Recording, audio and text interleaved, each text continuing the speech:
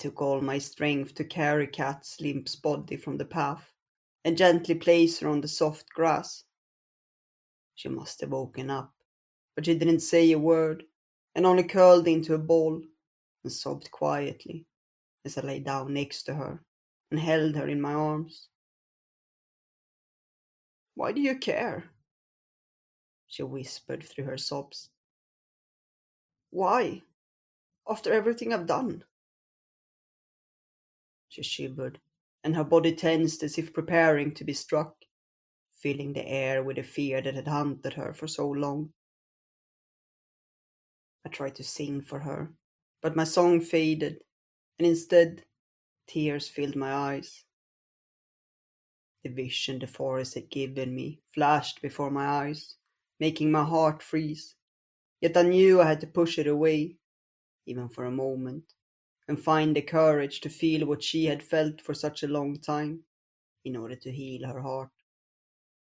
The world was burning around us, and the air once again filled with screams and the smell of burning flesh.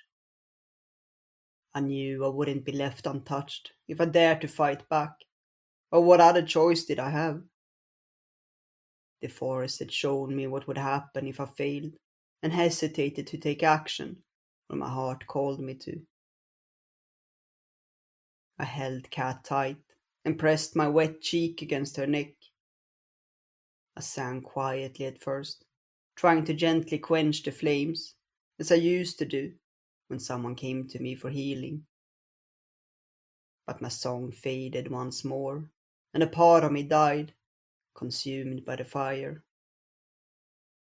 I didn't dare to scream, knowing that if I let my fear and pain escape my heart, it would find its way into Cat's, destroying any chances she had to smile again when she looked at the starry sky. She felt so fragile in my arms, so soft as she pressed herself into me, in search of the warmth and comfort that would protect her from the dark shadow that lingered in her heart.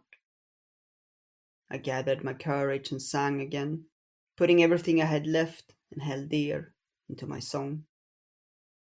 I asked the forest to lend me its strength, since I knew that if any doubt would find its way into my heart, we would be lost, consumed by the flames that burned the world.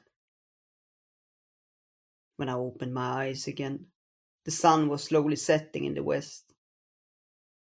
I shivered with cold and tried to get up, but my body was so weak I collapsed on the grass. Only then did I see Cat sitting on the riverbank, watching the bubbling water. She must have heard me, because she turned and walked up to me, offering me some water, before she sat down on the grass next to me. Are, are you okay?" she asked. Her voice sounded softer than I remembered it.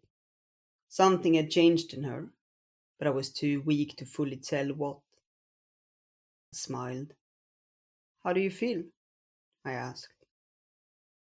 She avoided my gaze and stayed silent. I reached out and put my hand on hers, and gently squeezed it. She ignored me, but didn't pull away, and we sat in silence. The sun had almost set when she spoke. "I will take you back to your forest. You don't belong here." Her words brought tears to my eyes. I dearly wished to go back, and once again walk between the ancient trees that had been my home for all my life, but I knew I couldn't. She looked at me and tried to smile. "You will be safe there." I shook my head. "I cannot go back."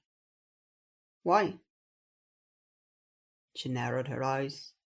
I wished I could explain to her, but I had no words to do so, only the tears that now flowed down my cheeks. "Fine." Her body tensed as she tried to find the right words that would express something she hadn't felt in a really long time. "You saved my life, and I will protect you to pay my debt." Her words sounded harsh at first, but I could feel softness and care woven into them. We will go east, beyond the mountains, where the lands are free from the Queen's rule. You will be safe there.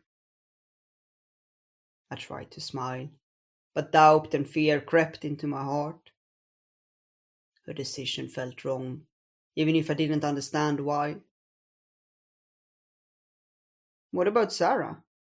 How will she find us there? I asked. I watched with terror as Kat's hand reached for her dagger when I mentioned the unicorn's name. She betrayed you, she said coldly, and her voice sent chills down my spine. If she follows us and tries to hurt you again, she will die.